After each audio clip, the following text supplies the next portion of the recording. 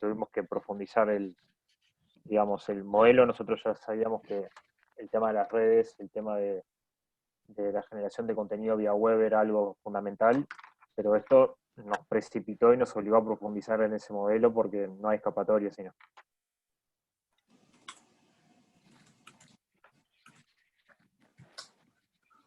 Bien.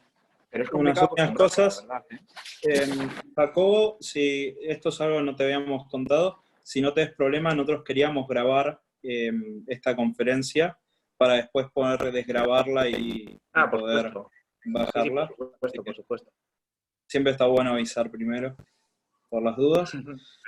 Así que bueno, un segundo que...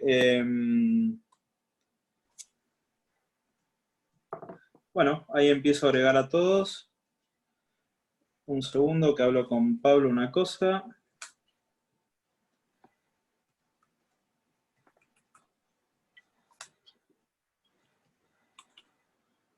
Avisá cuando tengas a los invitados que se está grabando, capaz que alguno...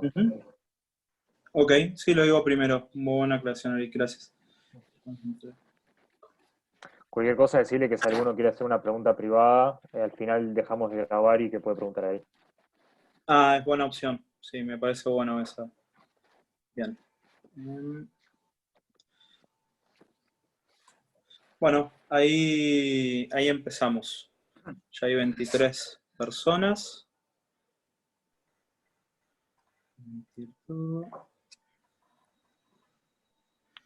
Jacobo, está. Sí. Vamos a esperar unos minutitos más también porque en Perfecto, Sudamérica, por mí no hay problema. tenemos una diferencia horaria con España de 6 horas y 15 minutos. Perfecto, pues esperamos los porque, 15 minutos esos. Perfecto. porque son los 15 minutos que nos damos de gracia entre nosotros en este país. Solo faltaba. No tenemos la sana costumbre europea de hacer las cosas en tiempo y forma. Bien, ahí No, yo no soy tampoco muy puntual, ¿eh? Yo soy relajado en ese sentido. Buenas. Hola. Ahora sí se escucha, buenas. Bien. Yo voy a silenciar a toda la gente que va entrando. Qué raro que... Todos.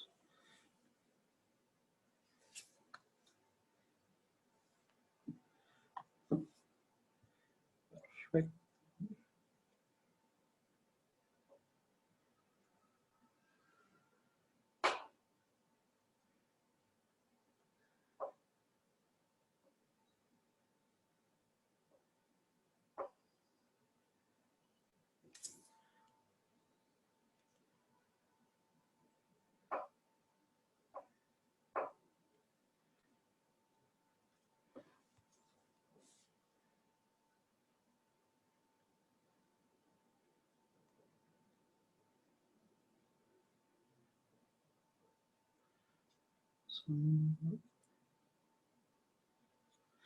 Jacobo, si querés habilitar tu micrófono, pues yo he silenciado a todos los que fueron entrando.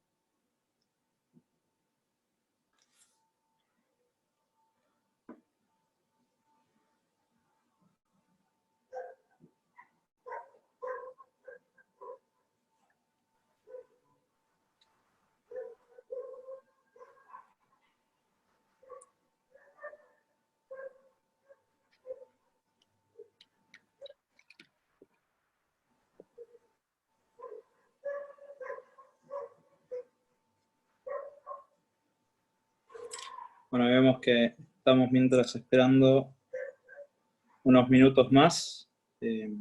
Encantado. Gracias. Y ya vamos a comenzar con este webinar.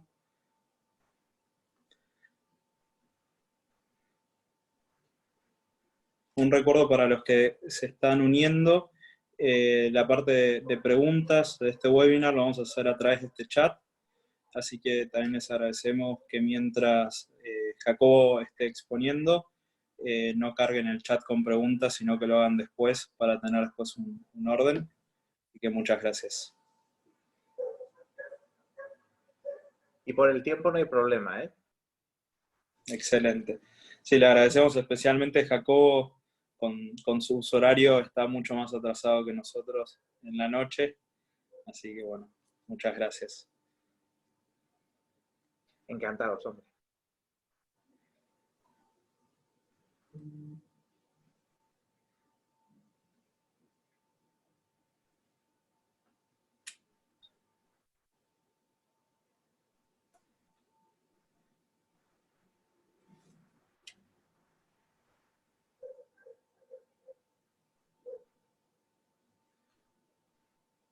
Bueno, esperamos unos minutos más. Y a vuestra disposición.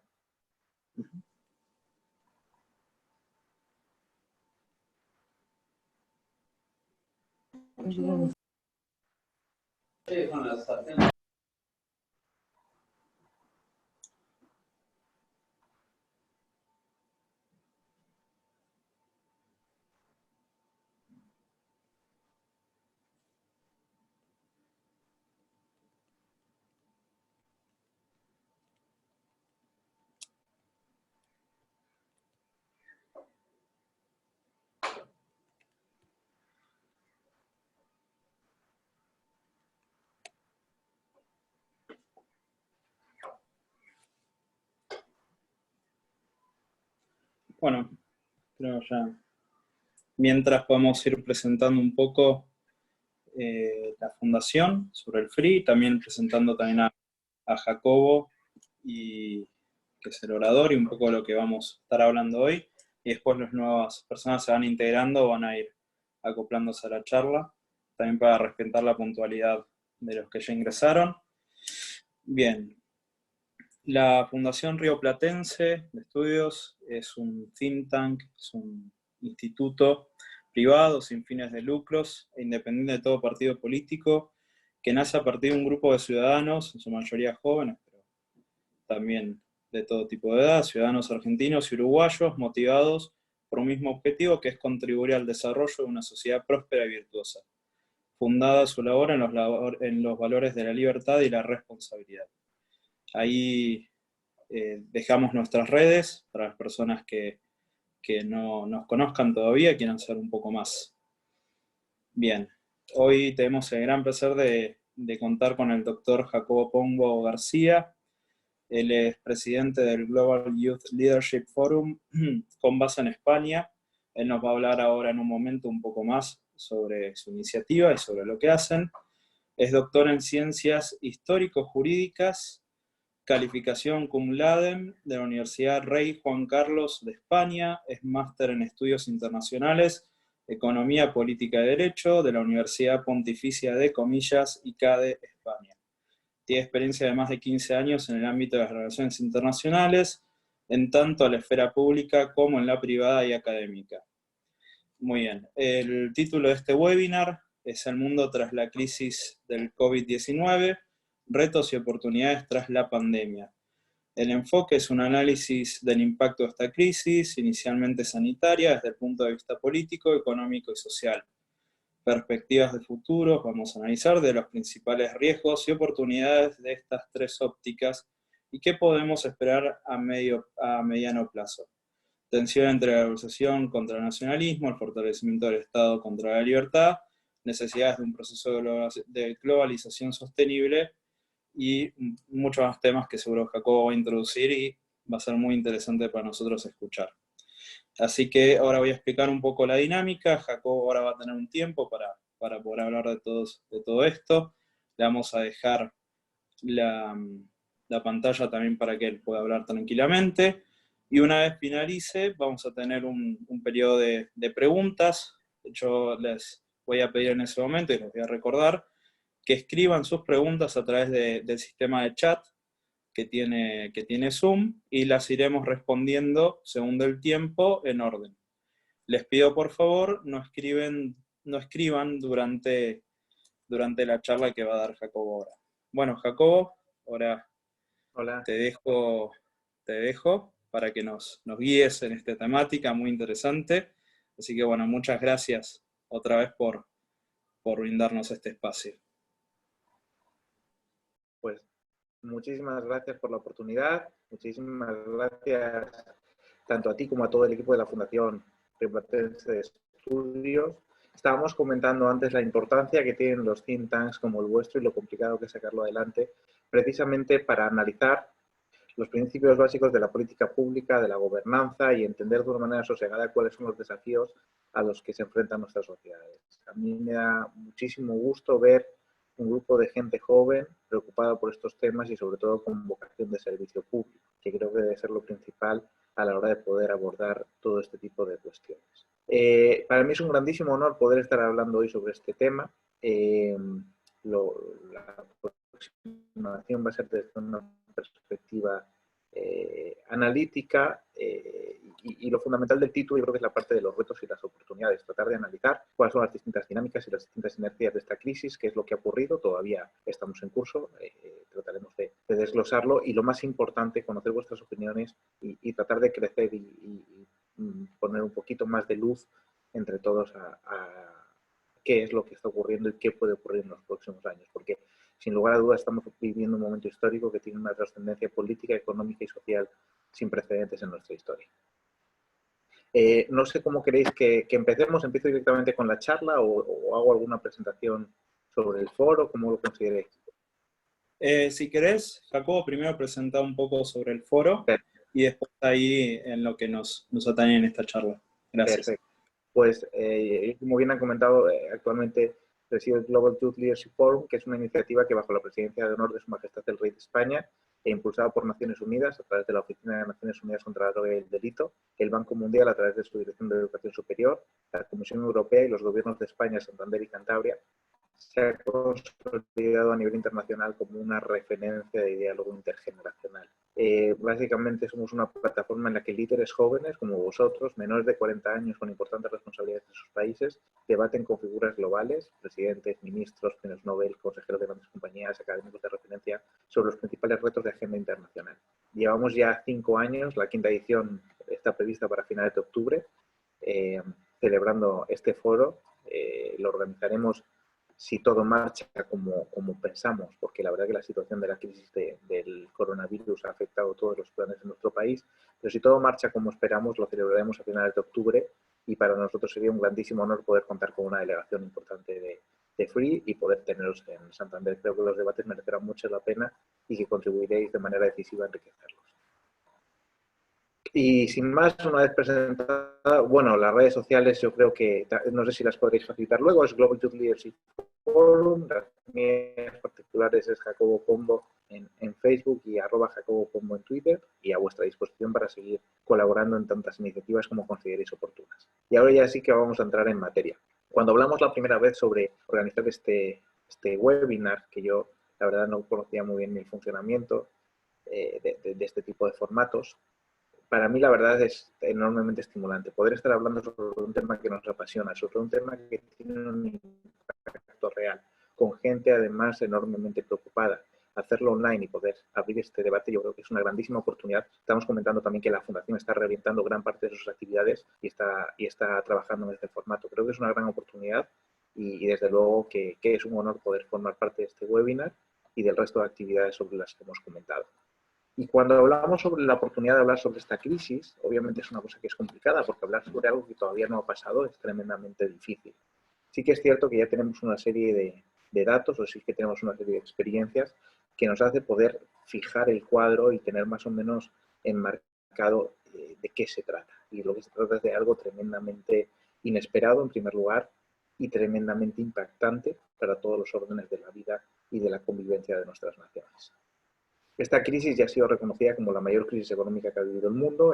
La Asamblea de Gobernadores del Fondo Monetario Internacional y del Banco Mundial, que se reunieron la semana pasada, ya estaba definida como la Gran Depresión, la crisis del 29, como la Gran Recesión, la del 2008, y esta se conoce como la del Gran Aislamiento. Los datos de previsiones que hace el Fondo Monetario Internacional son impresionantes, pero sí que creo que a la hora de hacer las valoraciones en datos, hay que ser muy cuidadosos, porque el problema fundamental que tenemos es la incertidumbre respecto a esta crisis. No conocemos ni el origen, ni el desarrollo, ni el alcance que pueda tener esta crisis. Como sabéis, España es uno de los lugares más aquejados por ella. La cifra cifra de muertos y de contagiados es tremenda, el impacto económico es absoluto, llevamos 5 semanas de confinamiento y el problema fundamental es que todavía no se sabe cuál va a ser la duración de esta pandemia, de este impacto. No sabemos si va a haber una recaída, no sabemos cómo va a evolucionar este virus a medida que la gente se vaya incorporando a sus puestos de trabajo y lo más importante, tampoco sabemos qué medidas o cómo se van a desarrollar todas las medidas políticas y económicas que a nivel internacional se tienen que desarrollar. Yo, la verdad que escucha, además creo que el ambiente está muy enrarecido, todo el mundo tiene soluciones absolutas para solucionar esta crisis y yo lo único que tengo claro es que menudo problemón tiene que ser estar al frente de un gobierno hoy, tener que hacer frente de una realidad que va evolucionando a una velocidad sin precedentes. Yo sí veo lo que decían expertos de los más reputados, tanto del ámbito sanitario como del ámbito político y diplomático, hace solo 3 semanas o 4 semanas, no tiene absolutamente nada que ver con lo que se comenta hoy. Y tenemos muchas incertidumbres acerca de cuál va a ser el verdadero desarrollo. Sí podemos decir una cosa, la comunidad internacional se ha cuadrado desde el primer momento para orientar la respuesta a esta crisis a las personas. Creo que es de agradecer que tanto los gobiernos como las empresas y los organismos internacionales han puesto a las personas en el centro de la reacción, que hoy parece que es de perogrullo, parece que se da por sentado, pero no tenemos que dar por sentado nada porque en otras crisis probablemente la respuesta no ha estado tan centrada en las personas. Decía el presidente Nicolás Sarkozy, el presidente Macron en una entrevista en Financial Times esta semana que es una crisis antropológica. Muy probablemente sea una crisis antropológica, pero lo que está claro es que es una crisis integrada por 3 crisis distintas. En primer lugar, una crisis sanitaria, en segundo lugar, una crisis económica y en tercer lugar, una crisis o una posible crisis social. Digo posible porque de las medidas que adopte el gobierno dependerá paliarla y que no cristalice. Creo que el orden muchas veces se habla, y hablaremos luego como uno de los grandes debates, el debate entre sanidad y economía, o entre mantener las medidas sanitarias y reactivar la economía. Creo que el orden indefectiblemente tiene que ser, en primer lugar, tratar de aplacar la crisis sanitaria, en segundo lugar, afrontar medidas para reactivar la economía y conseguir que la gente vuelva lo antes posible. Y en tercer lugar, o en paralelo a la segunda, implementar políticas públicas que acolchonen lo que se llama la hibernación de la economía para que sea efectivamente eso, una hibernación temporal lo más corta posible y en segundo lugar para poder cubrir a las personas que por supuesto van a sufrir el azote de esta crisis que según todos los indicadores macroeconómicos y de las principales instituciones financieras internacionales va a ser tremendamente duro.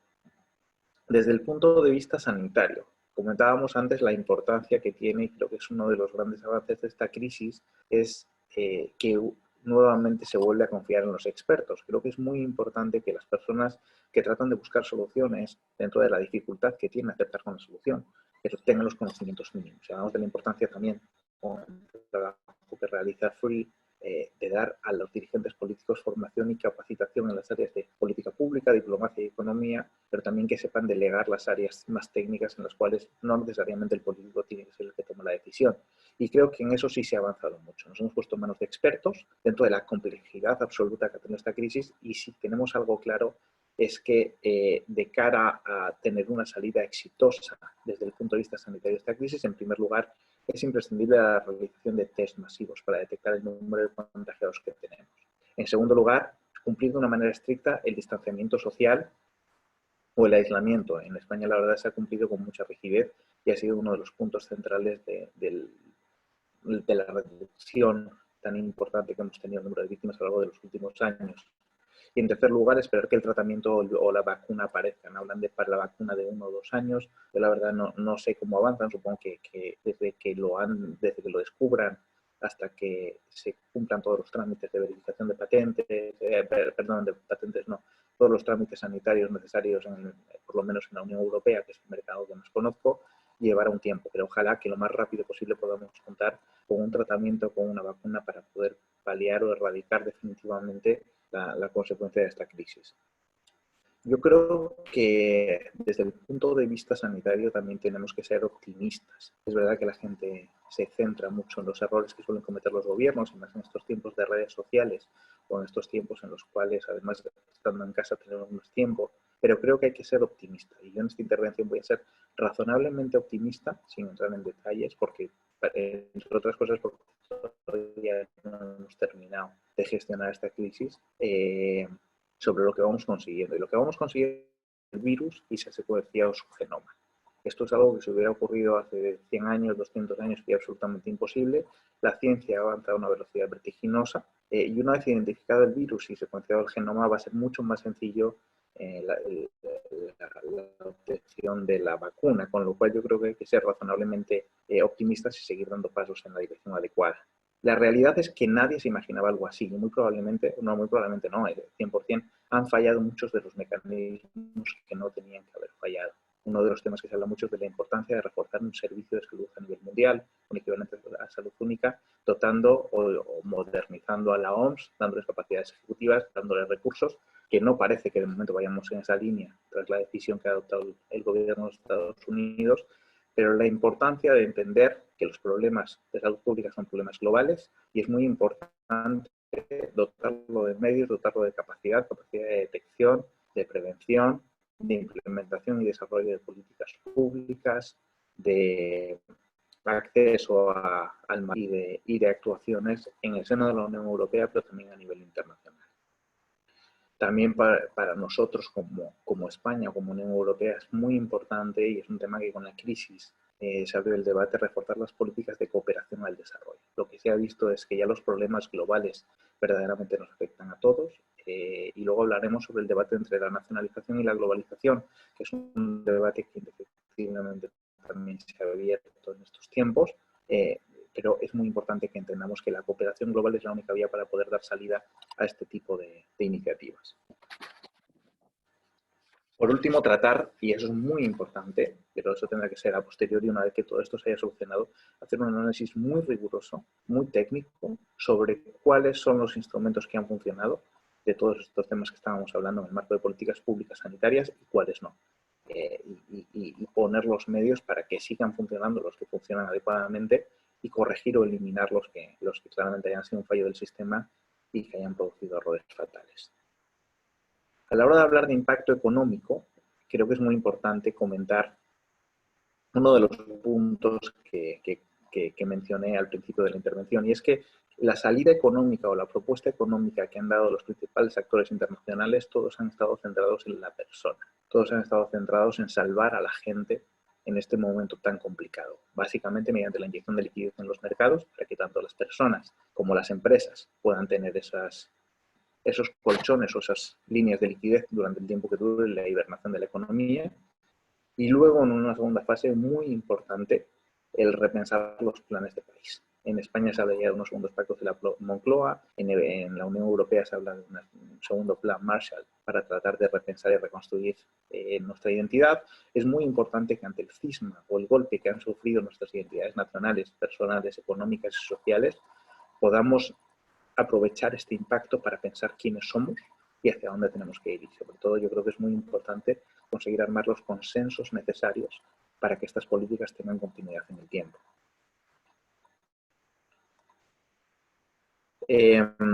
Los planes de reconstrucción, por supuesto, van a ser tremendos y conseguir esas líneas de financiación, luego hablaremos de lo que están haciendo los principales actores a nivel internacional para liberar esas líneas de financiación, creo que son muy importantes. Van en dos direcciones. Por un lado, estamos en tres direcciones. Por un lado, inyectar liquidez. En segundo lugar, exenciones fiscales y apoyo fiscal para empresas y gobierno. Y en tercer lugar, las moratorias de la deuda que el G7 y el G20 han aprobado para con los países pobres o algunos países en vías de desarrollo. Yo creo que es fundamental aliviar las tensiones.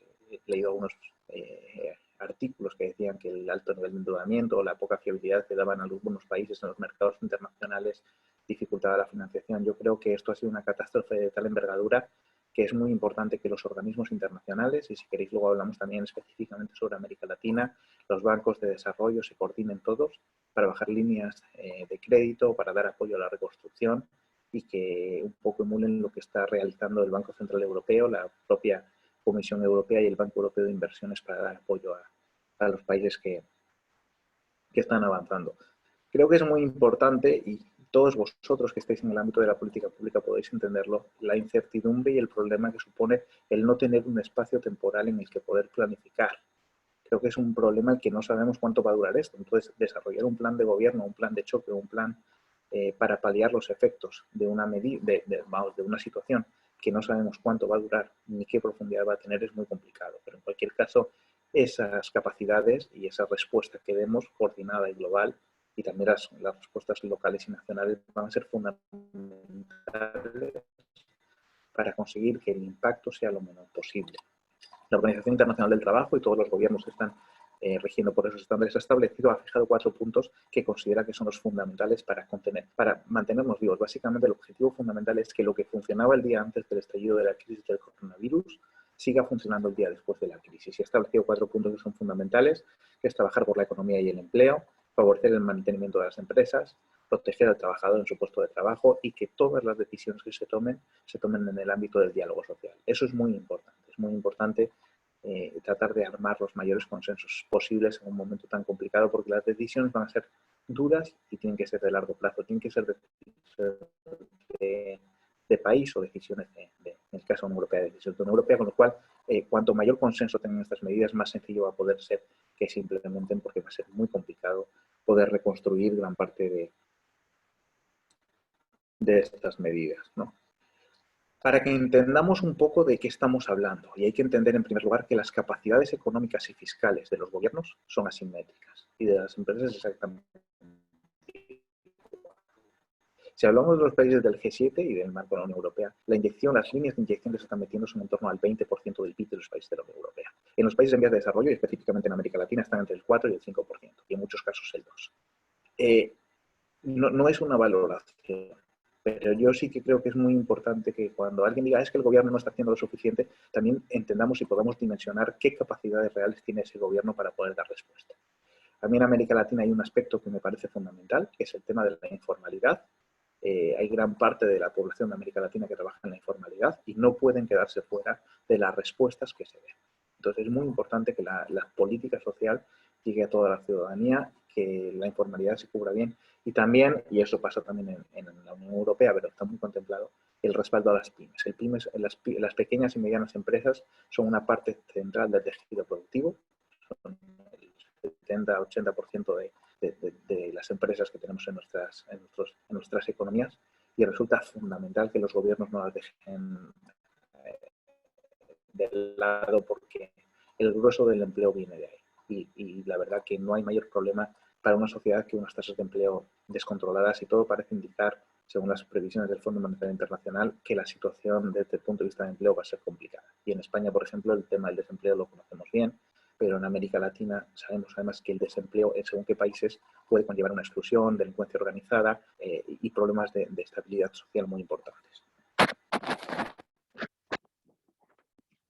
Los bancos centrales y los reguladores básicamente lo que han hecho es lo que comentábamos. Han comprado tanto deuda pública como deuda privada para aliviar el golpe, y esta tiene que ser la primera fase de un plan mucho más ambicioso, lo que hablábamos, un equivalente al plan Marshall, o un equivalente a segunda parte de los pactos de la Moncloa, que pusieron las bases de lo que es hoy la España democrática, para repensar y salir adelante sobre realmente lo que está ocurriendo.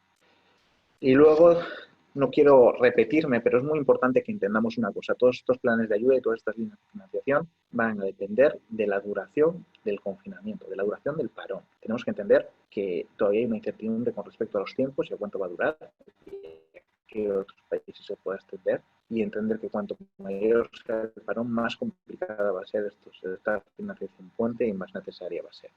El Fondo Monetario Internacional ha hecho unas previsiones que supongo que todos vosotros las habéis visto. Las previsiones no son especialmente, bueno, son un desastre obviamente, pero no son las más pesimistas, porque la previsión que hace el Fondo Monetario Internacional es que haya un levantamiento a finales del 2020, con lo cual la economía hasta cierto punto pueda funcionar. Pero solo por ver algunos de los puntos, el impacto es muchísimo mayor, según tienen registrado, que tuvo la crisis económica del 2008 y del 2009, la crisis de Lehman Brothers, que en Estados Unidos fue desastrosa, y en Europa, especialmente en el sur de Europa, pues todavía nos tiene levantándonos una década después. Muy rápidamente, para ver la parte de los datos económicos. El Fondo Monetario Internacional prevé un descenso de la economía mundial en torno al 3% el año que viene, y un desempleo rondando el 20%, cuando el año pasado tuvimos un incremento del 2,9%, o sea, un crecimiento económico del 2,9%. Pero es que si vemos países, hay países como Italia, que tiene un decrecimiento del 9,1, países como España, que tiene un decrecimiento del 8, Francia un 7,2, y en América Latina, por ejemplo, pues México un 6,6, Brasil un 5,3, la región América Latina y Caribe un 5,2.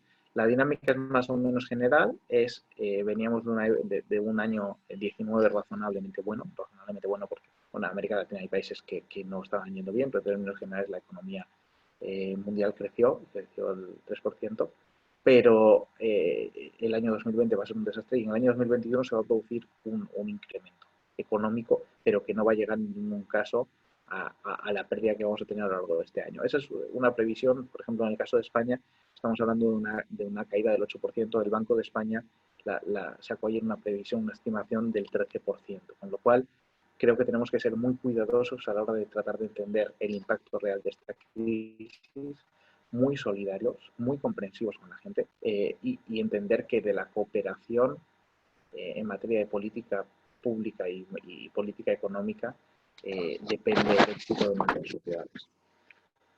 Las principales medidas que han tomado los actores internacionales más relevantes, me voy a referir al G20, el G20 con el G7 asociados, la Unión Europea, Estados Unidos y Japón.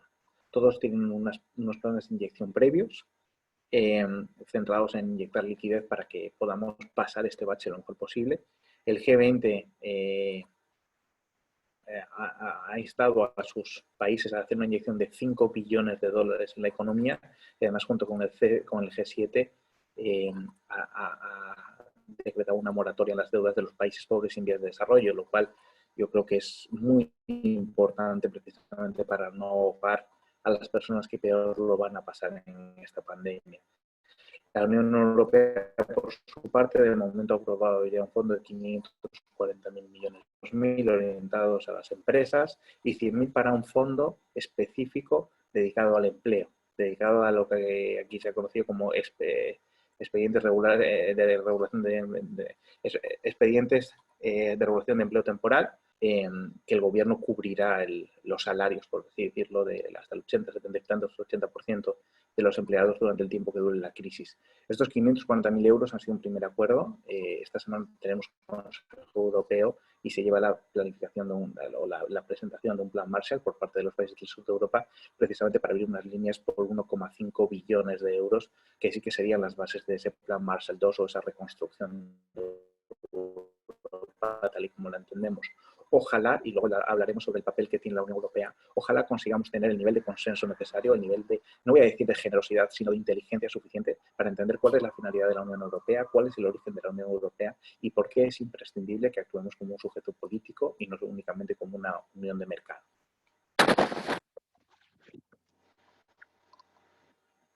Tal y como decíamos, la Unión Europea está en una encrucijada. La Unión Europea sufrió, bueno, por si eso alguien no está habituado, voy a ir al origen de la Unión Europea. La Unión Europea surge tras la Segunda Guerra Mundial, tras la devastación de Europa tras la Segunda Guerra Mundial, y nace inicialmente como una unión del carbón y del acero, una unión comercial con el objetivo de decir esto ha sido un desastre, no nos podemos volver a matar y la mejor forma de garantizar que haya paz y que haya estabilidad es estableciendo una red de intereses económicas que haga que no nos merezca la pena matarnos entre nosotros. Poco a poco la experiencia fue funcionando, se fue incrementando el número de países que se adhirieron, el mercado se fue generando un mercado común, pasó a ser Comunidad Europea, pero siempre hemos tenido un plus de desarrollo institucional desde el punto de vista del mercado. Como unión económica, unión monetaria y unión de mercado funciona de una manera muy razonable, pero es verdad que los instrumentos políticos vinculantes a la hora de hacer que los gobiernos cooperen o se coordinen en determinadas medidas, puede que haya un déficit en ese nivel. Ese era un debate, la reconstrucción institucional de Europa o el fortalecimiento institucional de Europa, es un debate que se estableció la Constitución Europea y se hablaba de reforzar todos los mecanismos de cooperación política, pero llegó la crisis económica y todo voló por los aires. Es verdad que en el marco de la Unión Europea siempre ha habido distintas sensibilidades, y es verdad que en tiempo de crisis gestionar esas sensibilidades es todavía más complicado de lo que ya suele ser habitualmente gestionar, que es muy complicado. Pasamos la crisis económica con muchos apuros, hubo una ruptura muy grande entre la percepción de los países del norte y la percepción de los países del sur. Probablemente yo soy español, pero yo tengo la percepción de que debió haber habido más generosidad con los países del sur, y ese es el mismo debate en el que estamos en este punto.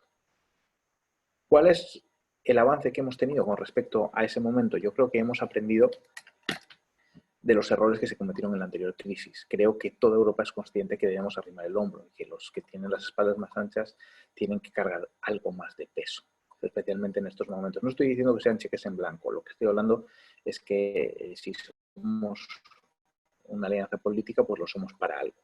Europa en esta crisis definitivamente se la está jugando. Se la está jugando con esos pactos de reconstrucción posterior a estos primeros paquetes de medidas económicas, que son los que van a condicionar qué modelo político y económico vamos a ser.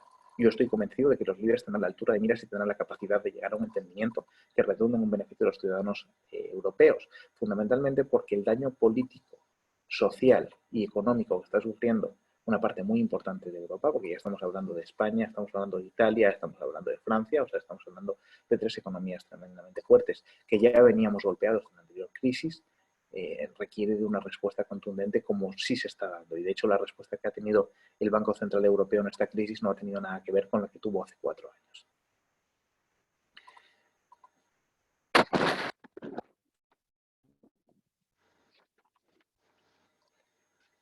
Y para cerrar el debate,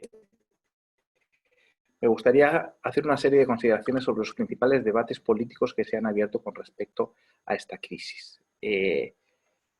Supongo que todos, de una manera u otra, se lo han planteado, pero hay varias cuestiones a la hora de orientar las políticas públicas que tienen un sentido muy importante y que en esta crisis se ponen de manifiesto. Va a ser muy importante la respuesta que den los países o que den la comunidad internacional, si es que la comunidad internacional sale fortalecida, que es otro de los debates, a este tipo de asuntos. En primer lugar, tenemos el debate entre libertad y seguridad.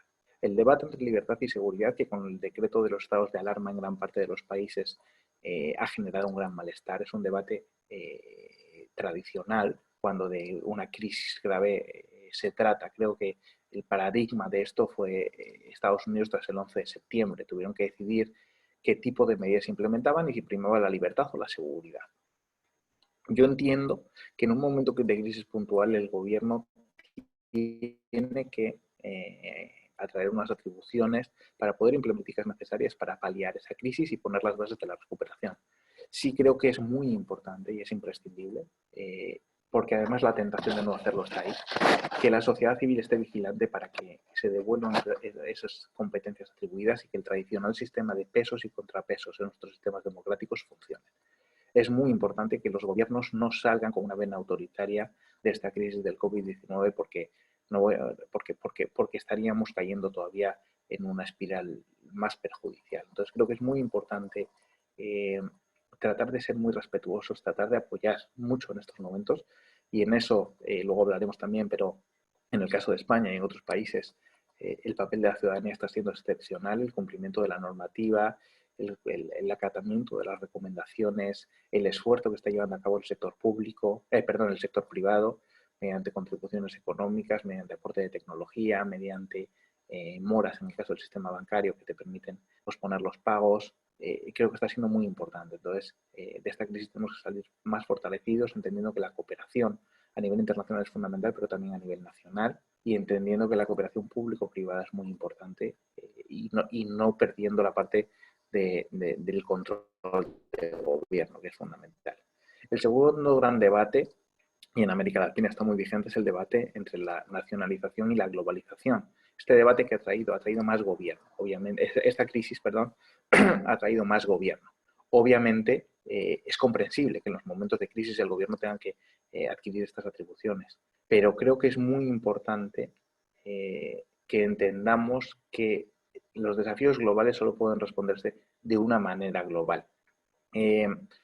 Yo he leído expertos de todo tipo y cuando hablamos sobre la cuestión de la globalización hay todo tipo de de teorías, gente que considera que lo lógico es un replanteamiento y un auge del nacionalismo o del populismo, tal y como se considera en algunos sitios. Otra gente considera que va a haber un nuevo proceso de globalización, muy probablemente con un enfoque distinto en el cual China tiene un papel más protagónico, y otra gente considera en cambio que Estados Unidos va a seguir siendo el gran hegemón a nivel internacional. Yo creo que es un mix entre todo.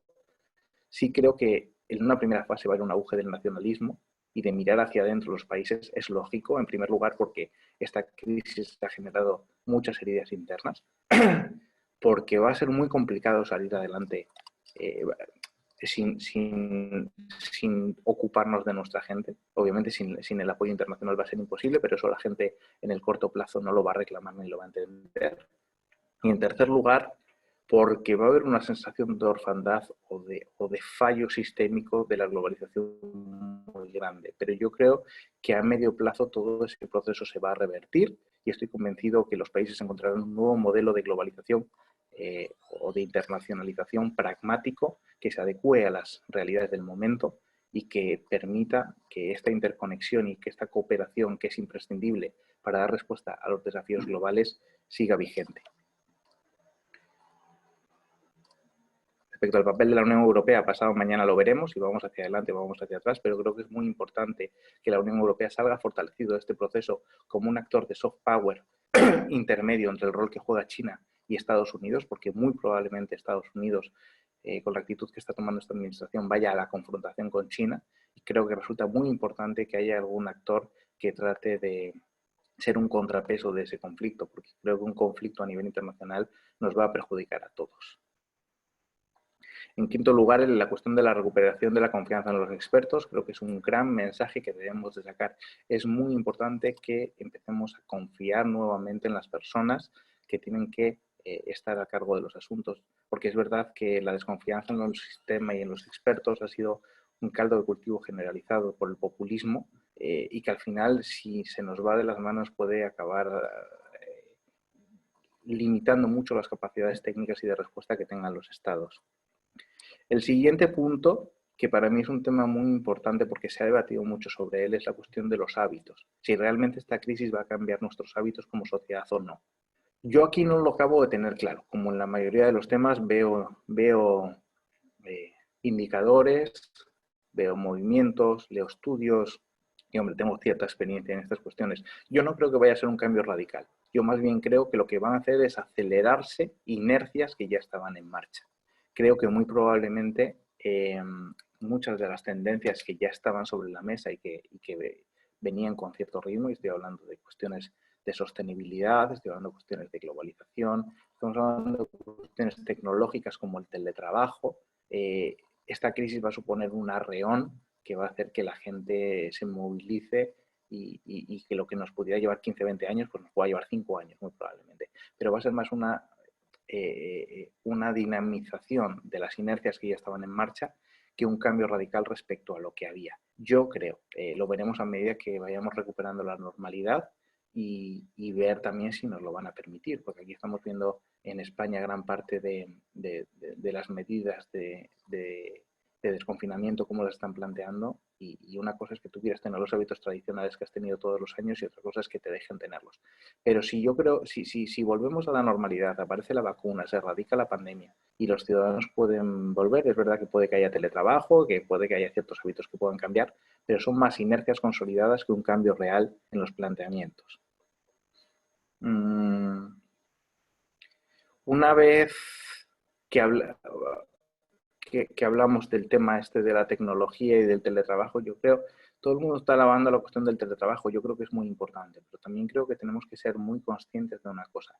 Es importantísimo que también se den herramientas a las personas menos cualificadas o que no puedan tener capacidad para adaptarse a una nueva economía digital. Creo que es muy importante que entendamos que esa transición es fundamental que la realicemos entre todos y que el menor número de gente posible se quede fuera, porque si no vamos a tener un problema muy grande, y aquí se habla sobre la deuda que supone una renta mínima de inserción y todos los costes derivados, pero creo que es muy importante que podamos entender que estas grandes transformaciones sociales no deben dejar a nadie atrás.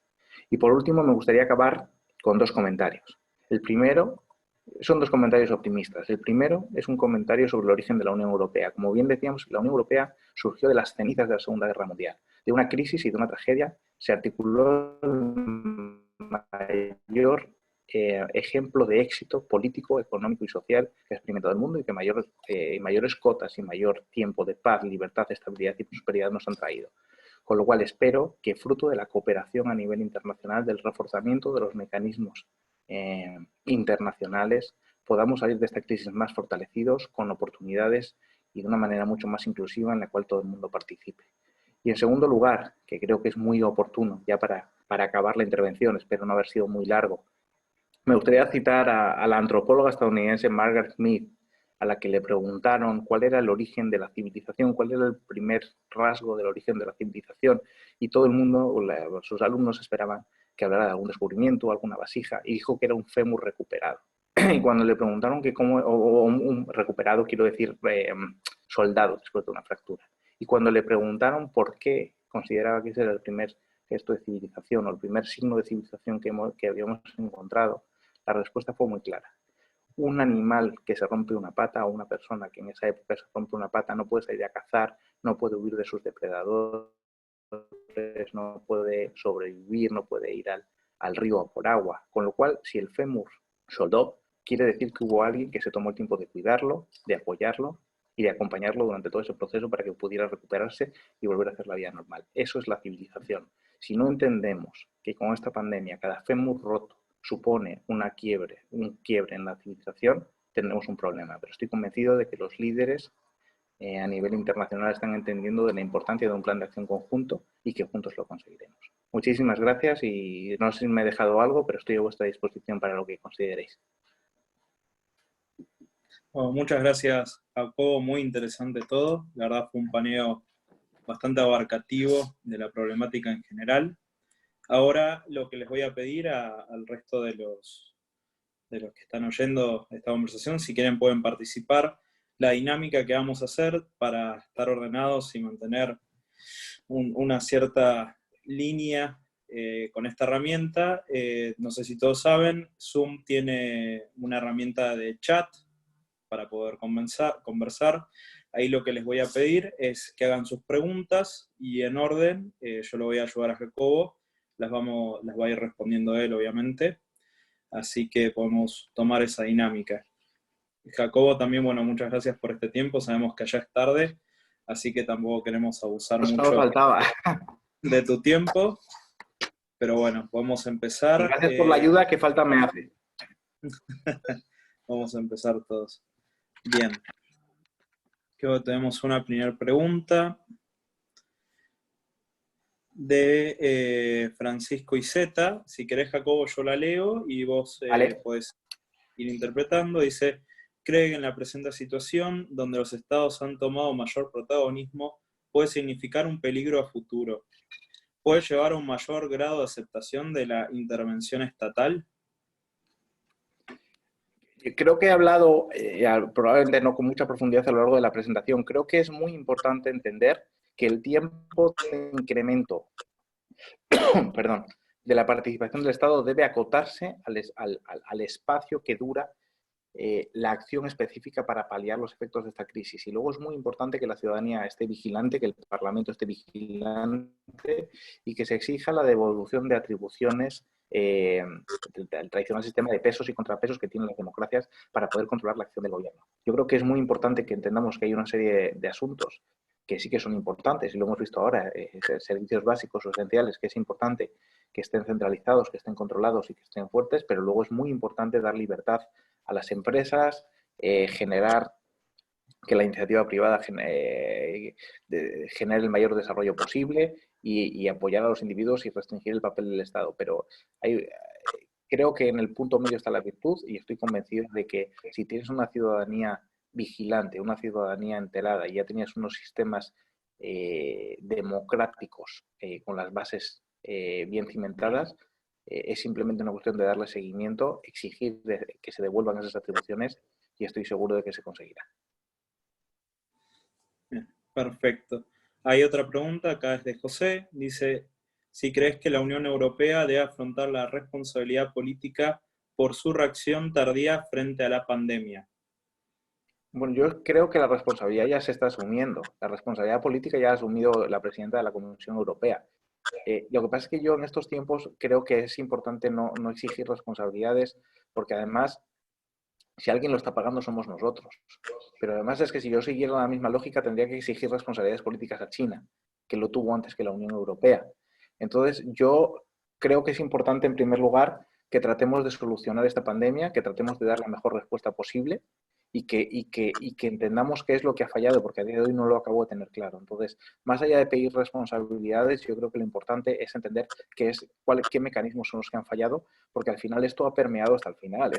El mensaje, la historia es que surge en China, de China pasa por Irán y pasa por países del Oriente Medio, llega a Italia con una fuerza inusitada, a España, Francia, Reino Unido, ya está en Estados Unidos y está en América Latina, con lo cual a mí me parece muy complicado exigir responsabilidades en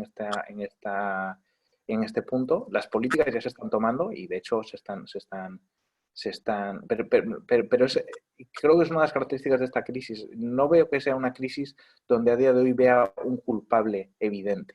Entonces creo que mejor que pedir responsabilidades o que tomar responsabilidades es identificar bien de una manera honesta qué es lo que ha fallado y poner el remedio para que no vuelva a pasar. Excelente. Vamos con otra pregunta. Esta es una pregunta que hace Eric. Dice, ¿cómo evalúa el desempeño del gobierno de España, seguramente frente a esta crisis? Yo, es lo que comentábamos antes. En primer lugar, es que todavía no ha terminado el desempeño del gobierno de España. Entonces, a mí me gusta hacer las valoraciones a posteriori. Yo estoy convencido que se han cometido errores y también que se han cometido aciertos. En términos generales, la cuestión sanitaria ha sido un drama, porque ahí está el número de muertos que estamos viendo, pero me gustaría ver y centrarme en lo positivo más que en lo negativo, obviamente asumiendo los errores. Esto no es un tema de decir ha sido todo maravilloso y se ha hecho estupendamente bien.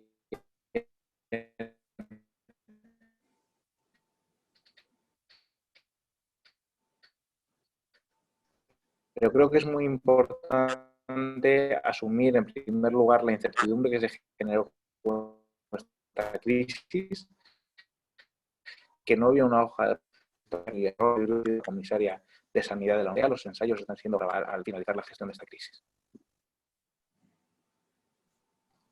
Jacobo, disculpa, la última parte de tu respuesta creo que se cortó. Si pudieras repetir un poco.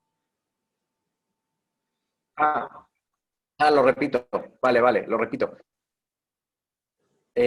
Lo que comentaba es que básicamente en muchas de las actuaciones también se han cometido, también se han desarrollado políticas que yo creo que han sido aciertos. La postura en el seno de la Unión Europea ha sido un acierto, tratar de proteger a las empresas ha sido un acierto, pero creo que estamos en plena gestión de la con lo cual lo que me gustaría es ser consciente, es que los aciertos superen a los errores una vez que esto termine, pero también ser muy conscientes que estamos trabajando sobre ensayo y error, que es un entorno desconocido y que la propia Comisaria de Salud de la Unión Europea hoy lo ha reconocido, que no tenemos un marco de referencia sobre el que trabajar, así que lo único que puedo pedir es que ojalá por el bien de España los aciertos superen a los errores y podamos terminar con esta pesadilla lo antes posible. Excelente. Bien, acá tenemos otra pregunta que viene de Pablo, una pregunta compuesta, dice, la actual situación pone a prueba a las distintas instituciones de la sociedad en este contexto.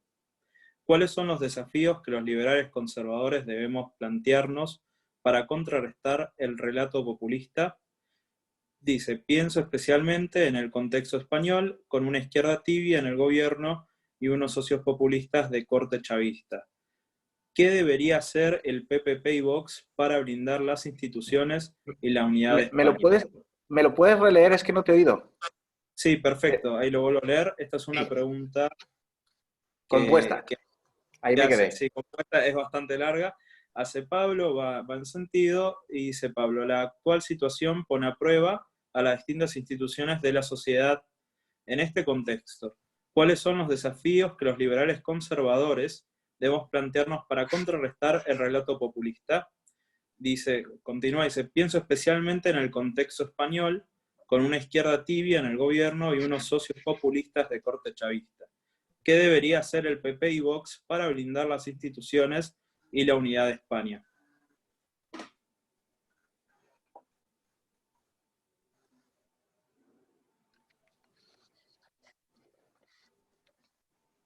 Jacobo, ¿pudiste escuchar? Creo que hubo problemas de conexión.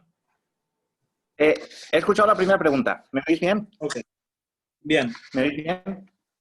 He escuchado la primera pregunta, la segunda se me ha cortado. Es qué puede hacer el Partido Popular y Vox para el relato liberal conservador para contrarrestar el relato populista, ¿no? Sí, la vuelvo a leer un poco más rápido, si podemos avanzar. ¿La segunda cuál es? Primero es, ¿cuáles son los desafíos que los liberales conservadores debemos plantearnos para contrarrestar el relato populista? Y segundo, habla del caso más centrado en España, dice, pienso especialmente en el contexto español, con una izquierda tibia en el gobierno y unos socios populistas de corte chavista. ¿Qué debería hacer, en este caso, el PP y Vox para blindar las instituciones y la unidad de España? Yo creo que lo bueno que tengo aquí es que no tengo ni siquiera que improvisarlo yo o que pensarlo yo.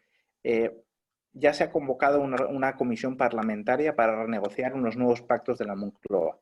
Unos pactos similares a los que dieron origen a la transición, en los cuales todas las fuerzas políticas, veremos cómo se configuran, porque tuvieron ayer la conversación el presidente del Gobierno y el presidente del Partido Popular, Pablo Casado, para articular en el Parlamento una comisión que ponga las bases de un modelo de sociedad cimentado en consensos, bien integrado en la Unión Europea y que pueda dar respuesta a los desafíos que como sociedad vamos a tener en los próximos años. Con lo cual, yo creo que esa comisión es la respuesta. La duda es si van a ser capaces de llegar a consensos. Hay un problema muy grande ahí con la cuestión territorial en Cataluña, que ahora está latente por el coronavirus, pero ojalá esa comisión parlamentaria pueda poner las bases de un Estado moderno, democrático, que también sea solidario, pero pro libre mercado, muy integrado en Europa, con una posición clara y firme que reconocida a nivel internacional y que podamos hacer de España el país que todos queremos. Perfecto. Bueno, nos quedan Y respecto a la cuestión de Vox y el Partido Popular, y respecto a la cuestión de Vox y el Partido Popular, pues yo creo que si hay algo que se ha demostrado a lo largo de este tiempo es que la fragmentación parlamentaria debilita a las fuerzas políticas. El hecho de que en el espectro político donde antes había un partido, que era el Partido Popular, hoy haya dos, obviamente pues les perjudica. Es un tema interno, hay mucho que resolver ahí desde el punto de vista programático, fundamentalmente, porque tampoco es que sean dos gotas de agua, entonces desde el punto de vista programático es complicado, y es un efecto similar al que pasa en la izquierda con el Partido Socialista y Podemos también. De hecho, vimos los grandes problemas que tuvieron para formar gobierno, que hasta tuvimos que repetir elecciones, y al final, por no ir a unas terceras elecciones, hay formado un gobierno. Pero la unidad de acción entre las distintas fuerzas del mismo espectro político, yo las veo muy complicadas. No sé si avanzaremos en la fragmentación o hacia el fortalecimiento del bipartidismo nuevamente. Ayer creo que había algunas encuestas que iban en esa dirección, consolidaban al Partido Socialista y al Partido Popular y bajaban a Vox y a Podemos. Veremos cuál es la inercia, pero desde luego que la fragmentación parlamentaria no beneficia ni a los propios partidos políticos ni al proyecto liberal conservador, como era la pregunta, y desde luego no beneficia a la gobernabilidad de España. Excelente, bueno. Próxima pregunta es de Verónica. Ella pregunta, en Europa se está difundiendo no trabajar con China. ¿Es compatible con lo comentado de ser nexo entre Estados Unidos y China? Yo veo muy complicado no trabajar con una de las principales economías del mundo que tiene mucha deuda nuestra y que es un actor relevante internacional. Creo que esto del coronavirus ha venido a emponzoñar todavía más una situación muy complicada que era la guerra comercial latente entre China y Estados Unidos. Creo que la guerra comercial no ha sido buena para nadie, pero también creo que a China hay que exigirle unos estándares mínimos de transparencia y de respeto a las reglas que estamos cumpliendo los demás, ¿no? Con lo cual yo creo que es imprescindible que rehagamos esa nueva gobernanza global, multilateral, en el cual todos los actores sean relevantes, en el cual todos podamos jugar y obviamente creo que no es momento de excluir a nadie, sobre todo a nadie con esa capacidad económica. Nos estamos enfrentando a unos desafíos tremendos. Hoy ha sido el coronavirus, pero tenemos el problema del cambio climático, tenemos el problema de la escalada armamentística, que ese puede ser otro gran conflicto que veamos en los próximos años. Y los países que tienen armas nucleares, pues no, probablemente no son todos los países de nuestro entorno con los que pensamos que es lógico relacionarnos. Yo creo que China ha hecho un esfuerzo muy importante para modernizarse.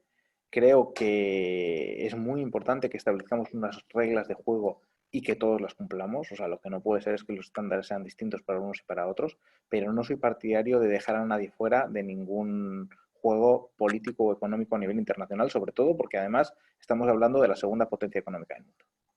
O sea, no sé ni si quisiéramos, si podríamos, pero además es que creo que no es ni inteligente, ni operativo, ni pragmático.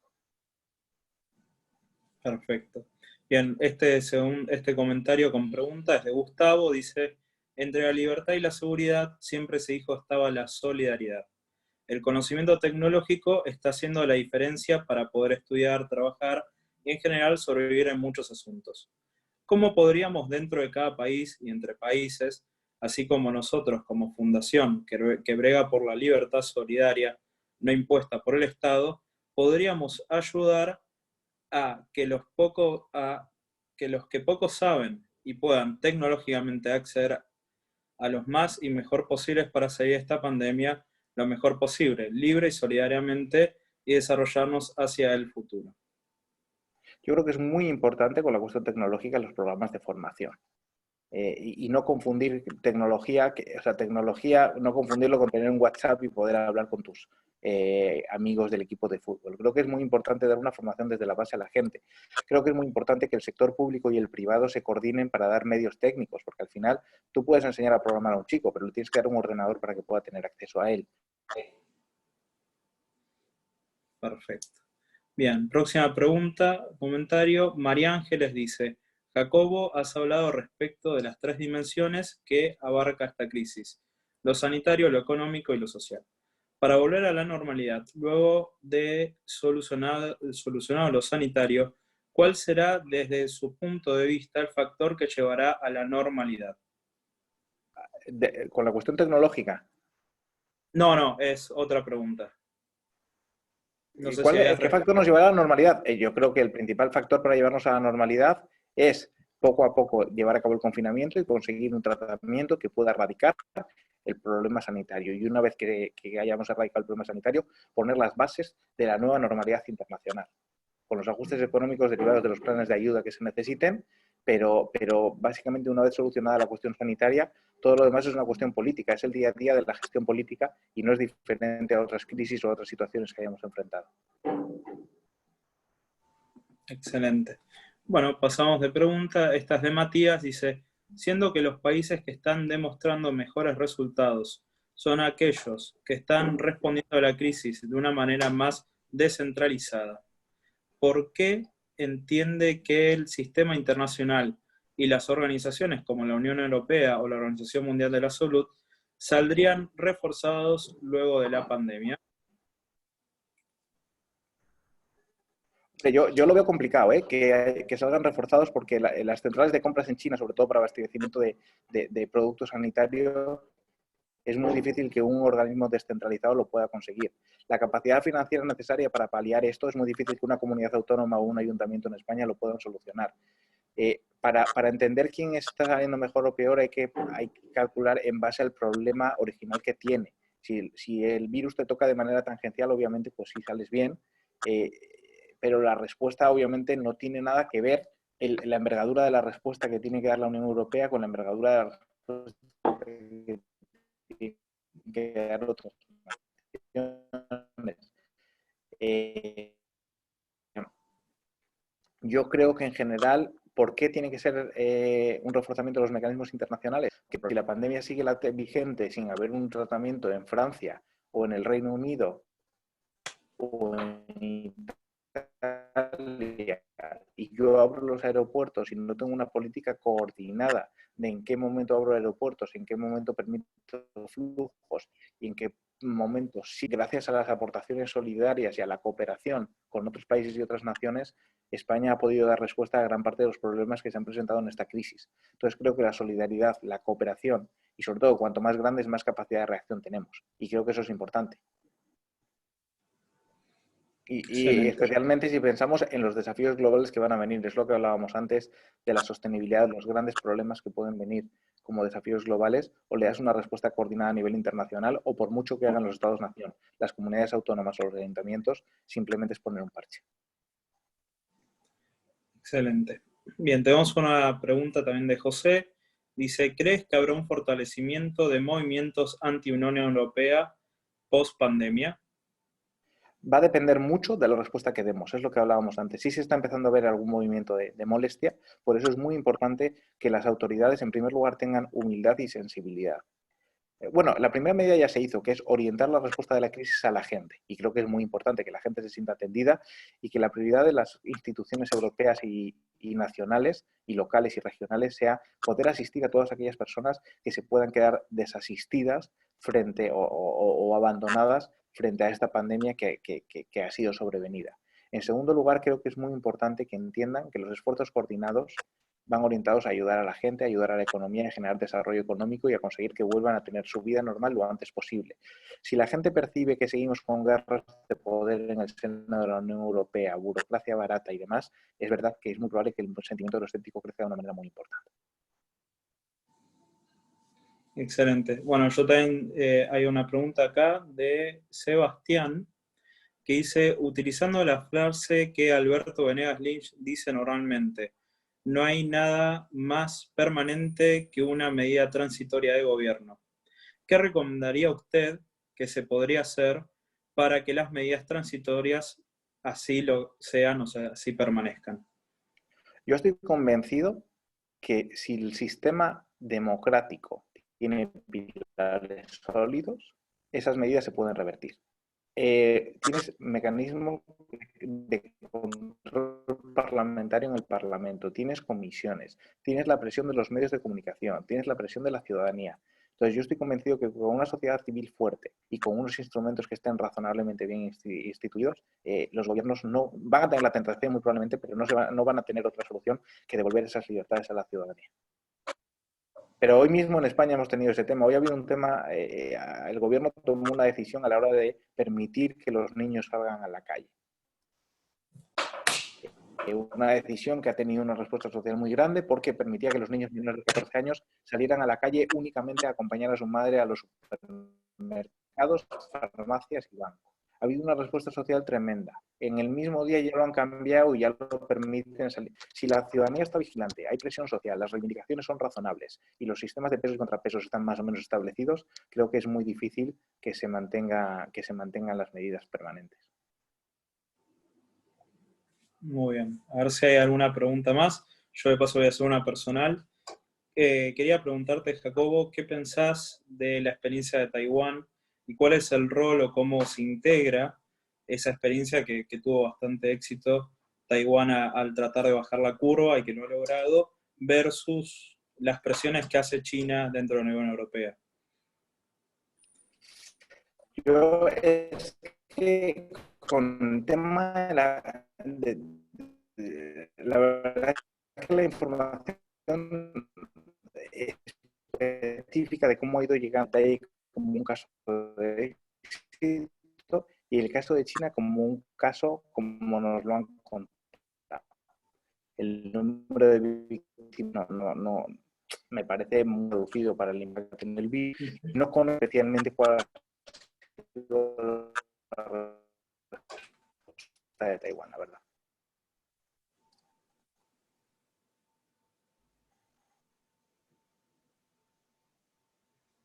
Disculpa, Jacobo, creo que se congeló la comunicación.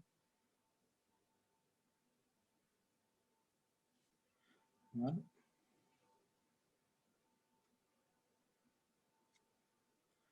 Un segundo.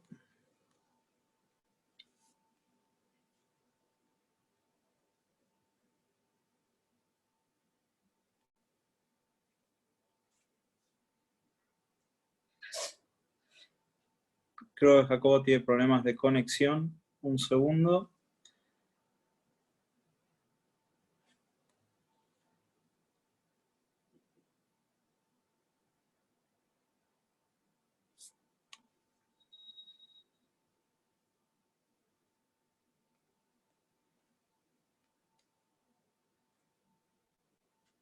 Bien, a ver. Creo que un par de participantes se les ha caído la conversación. ¿El resto pueden escuchar? ¿Sí?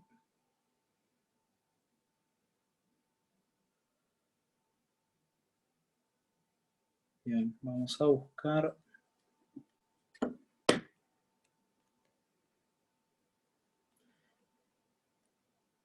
Bueno, mientras contactamos a Jacobo, a ver si puede volver volver a la conversación.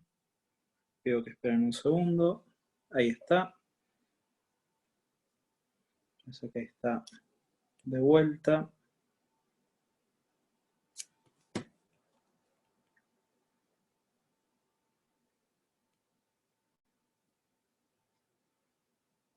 ¿Mejor así? Perfecto, ahí Jacobo, gracias. Vale, es que he entrado por el móvil porque me estaba fallando el ordenador, digo, entro por el móvil mejor. Ah, perfecto, gracias. A veces pueden pasar estas dificultades. Y sobre todo para mí, que para estas cosas tecnológicas soy bastante torpe. Perfecto. Todos estamos aprendiendo en este momento de... Pues muchas gracias. Bueno, Voy a colocarlo. No sé si alguien más tiene alguna pregunta.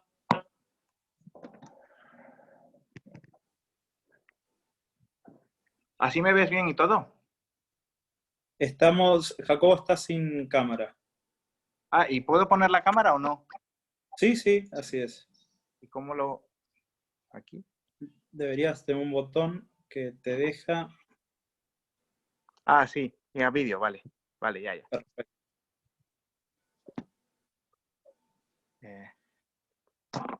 Ya. Excelente, ahí te podemos ver de vuelta. Perfecto. Perdonad, ¿eh? Habíamos quedado con la pregunta difícil de Taiwán, creo que se cortó al final. Sí, lo que te comentaba, que aquí hemos conocido mucho más el experimento de Singapur, cómo lo ha manejado Singapur y cómo lo ha manejado China. La verdad es que el tema de Taiwán se ha diferenciado mucho porque yo no había escuchado nada acerca de cómo lo habían manejado. Excelente, ese es un buen caso también. Bueno, no sé si alguno más de los presentes les queda alguna pregunta. ¿Quieren hacer a Jacobo? O si Jacobo tenés alguna reflexión final, algo más que quieras añadir. No, yo únicamente agradecer la oportunidad de poder tener este tipo de diálogos. Espero no haber dado demasiado las expectativas. Creo que ha sido tremendamente interesante. Las preguntas han sido interesantísimas.